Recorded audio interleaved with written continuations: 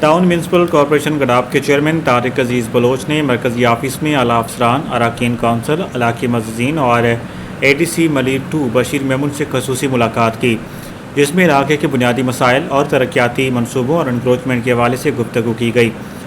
اس موقع پر چیئرمین طارق عزیز بلوچ نے کہا کہ پاکستان پیپلز پارٹی کے ویژن کے مطابق عوامی خدمت کو عبادت سمجھ کر سر انجام دیا جا رہا ہے۔ پاکستان پیپلز پارٹی عوام کی طاقت کا سرچشمہ ہے اور ہم عوامی مسائل حل کے لیے ہر سطح پر کام کر رہے ہیں۔ ہمارا مقصد گڈاب ٹاؤن کے ایک ایسا ماڈل ٹاؤن بنانا ہے یہاں پر ناجائز اور غیر قانونی تجاوزات کا خاتمہ جاری ہے، جو مساوات، ترقی اور شفافیت کی جانب گامزن ہے۔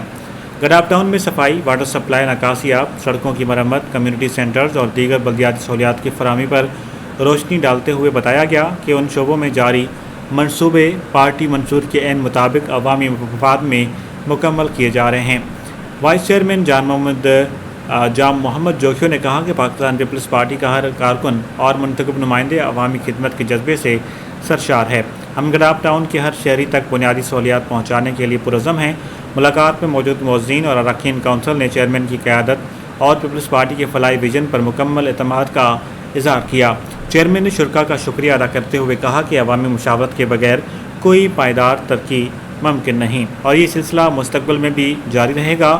اس موقع پر میونسپل کمشنر احمد یار، افسر مالیات Iftikhar Ahmed Dayo, superintendent engineer M&R Noor Ali Jamali, director property cell Yar Khan, director advertisement Hidayat Ullah Shaikh, deputy director HRM Sarfaraz Ahmed Qatri, deputy director anti encroachment Atif Badar, اراکین کونسل سنی عاشق، PS چیئرمین لال جان نبی اور دیگر بھی موجود تھے۔